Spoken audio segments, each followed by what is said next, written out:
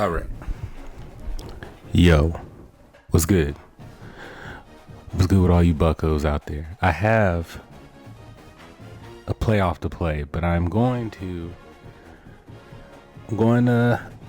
give a pitch that I have. I came up with this yesterday. I have an elevator pitch to EA. I have an elevator pitch. No, I have an elevator pitch to EA.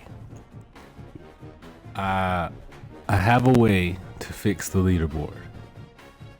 I don't know if I necessarily say fix the leaderboard. I'll say I have a way to turn the leaderboard up. I have a way to turn the leaderboard into the wildest game show on the planet.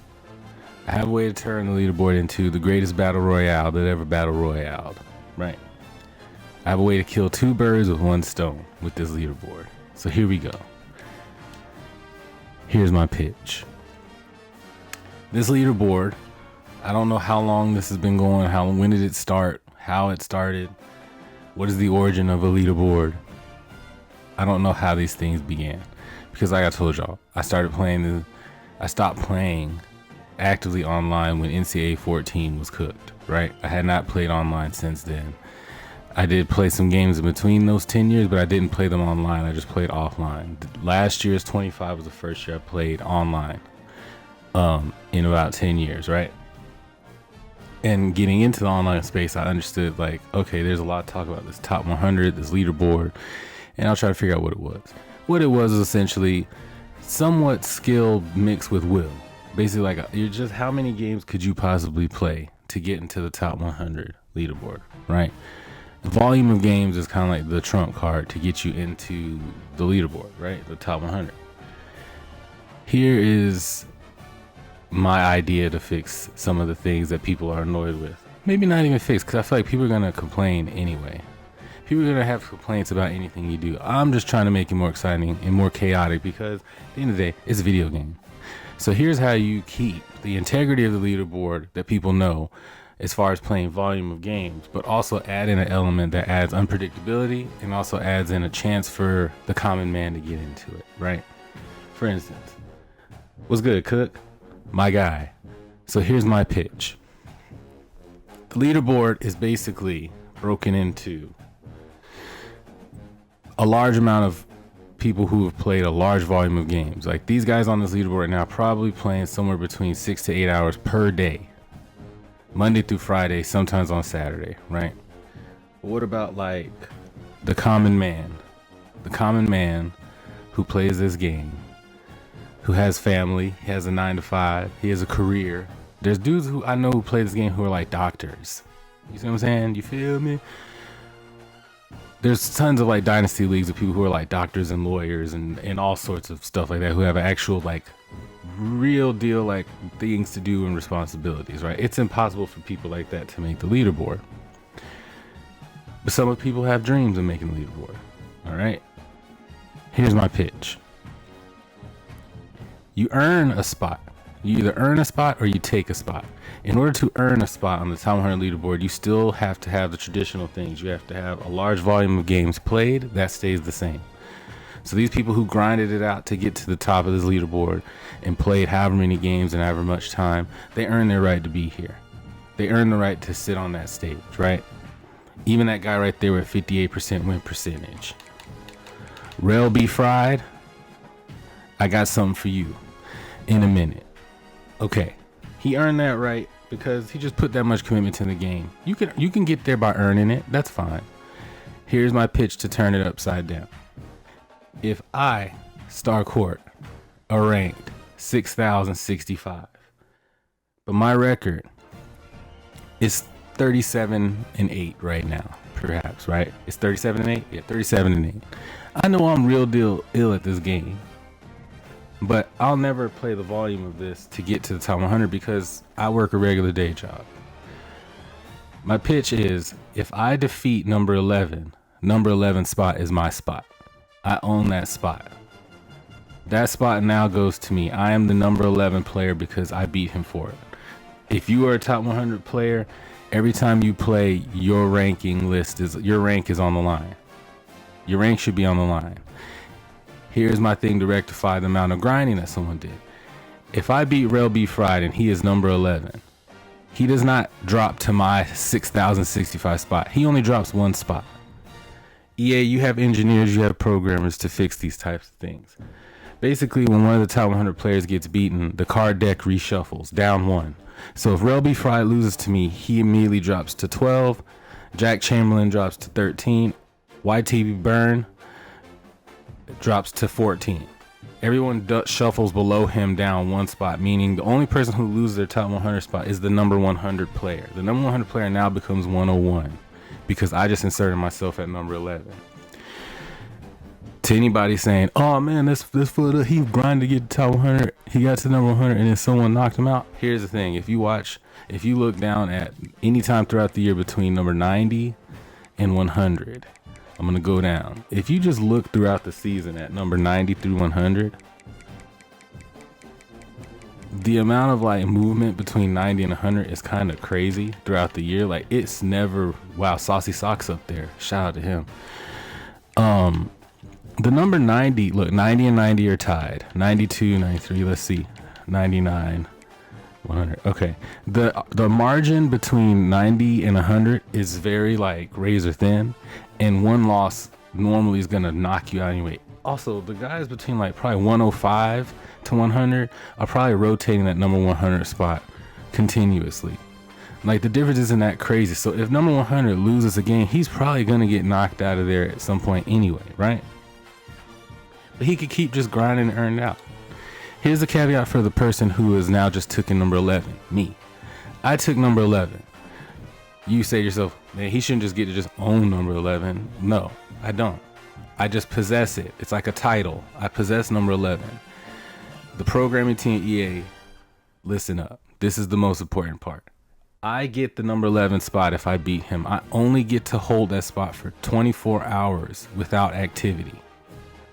From the moment I hold the number 11 spot, I have to then defend that number 11 spot. The minute I lose, I'm right back to where I should normally be on the ranking list. And the card deck reshuffles back up and the guy goes right back to 11 if I lose. If I beat number 11 and I lose my next game, I'm immediately right out of the top 100 again, back to my normal spot. The card deck reshuffles back up one. He goes right back to his spot. So imagine a world where a dude who doesn't have as many games played comes out of nowhere. He beats Black Rain to be the number 1 player on this ranking list. He holds the number 1 spot like a title belt. And he may decide to just hold it for 24 hours and revel in his glory and make a stream or a video about it just to be like, I was the number 1 player for 24 hours. This is great. But here comes the game show. What if the guy who comes out of nowhere beats Rain to take the number 1 spot? And he has 24 hours to defend said crown. He has 24 hours to play another game, or that number 1 spot is gone. And he decides to play it out. And he goes on a run, and he wins like 33 straight. And every day people are like, is this dude gonna lose the title today? And they're just waiting to see if he loses the title. And he goes on a run. And then after 33 days, he loses. He drops out of the top 100. He goes back to his normal rank, which his normal rank may have been like 458. I don't know. His normal rank is just whatever. But for a moment in time, he owned the number 1 spot like the heavyweight championship of the world. It also adds more excitement for the top 100 guys. There's a lot of these top 100 guys who stream, like Black Rain streams. Taco, I'm sure, will be up here in the top 100 very soon, and he streams.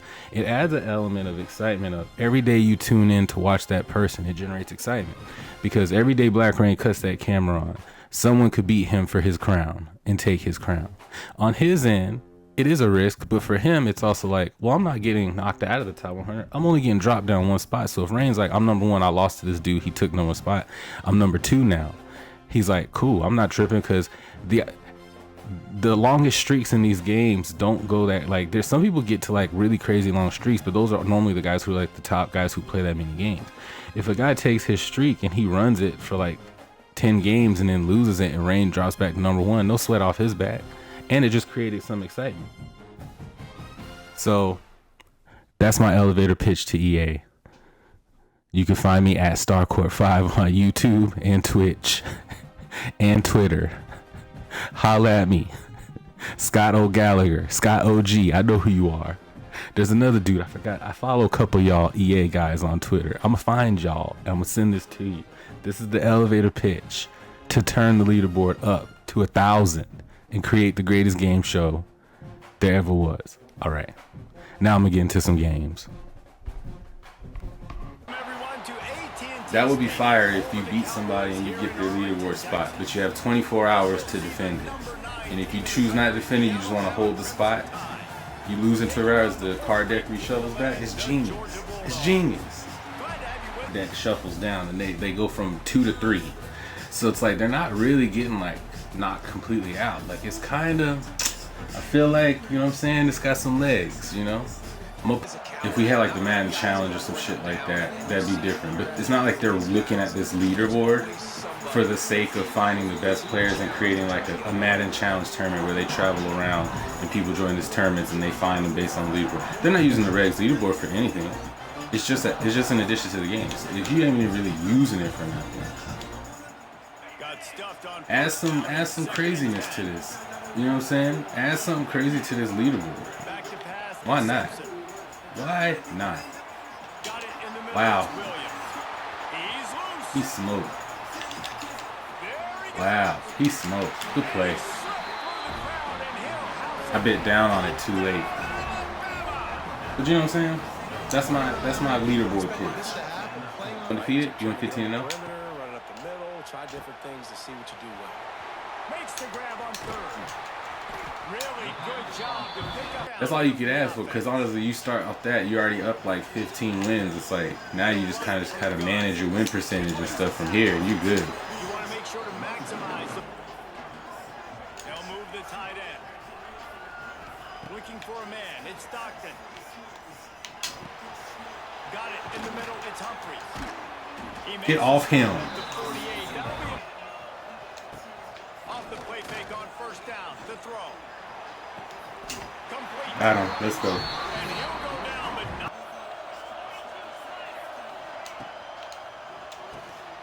Caught in the backfield. It's Belt. He stopped just a shortest throw on the field for a quarterback is finding your biggest target, and that's the tight end. Nice job. He's brought down at the 7-yard line, and they wants to adjust the pattern. They'll use the running game on first and goal. And he never had a chance. Just crazy. Was too disciplined. Great job setting the edge, not letting him get outside and making the big tackle. Let's go. The give is to Miller. It's running room. They needed to find some time and dig into that playbook here on second and short. Just feeds the running back. This junior making his presence for down. They'll try to run for it. What a play call. Let's go. This offense is completely confident in their ability to get 1 yard. They'll go for it on fourth down. Let's go. They can't connect a cross takeover, but they will want to be efficient here in the final 2 minutes. I don't know what the quarterback for him is going to be. I'm friends with Teaglin. I could see Teaglin's like when he logs on, I could see him, but like for some reason on the friend leaderboard, I can't see him yet. He's on there because I see when he's online, so but it doesn't show his name on the game leaderboard under there. My favorite thing in the world. I'm gonna get there at some point. I hope he know that. I hope he know that. I hope he understands that I'm getting over there at some point.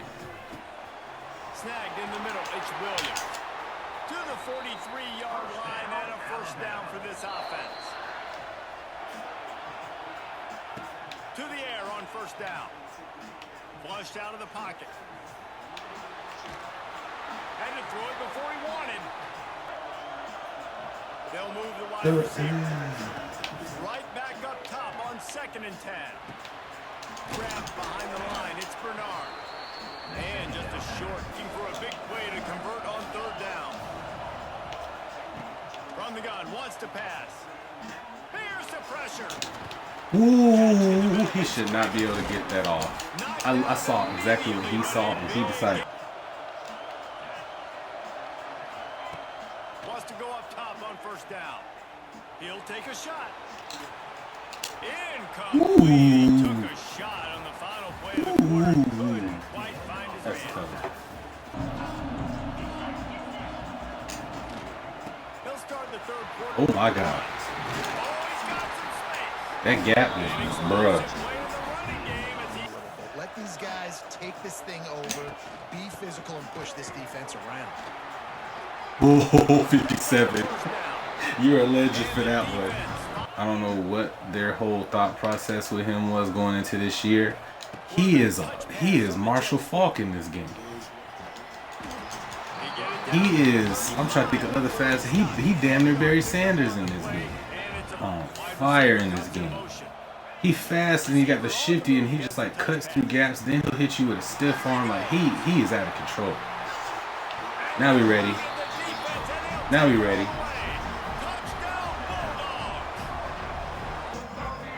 Later for that. Dropping back, it's Simpson.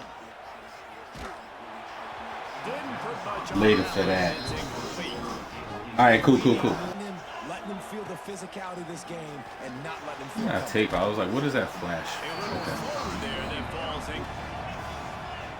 From the gun, wants to pass. Oh, Another incomplete incompletions and undaunted. They'll go for it on fourth and how did I get caught up under Myers him? left.